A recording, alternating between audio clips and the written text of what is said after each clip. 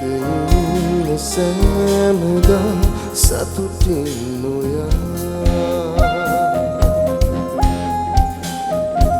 මතු දිනක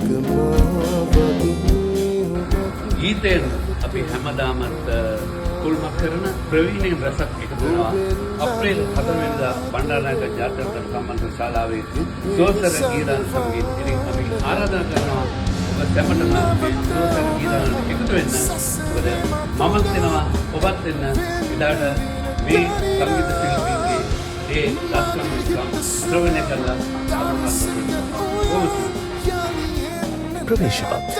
සමස්ත ලංකාව වකුගඩු රෝගීන්ගේ සංගමය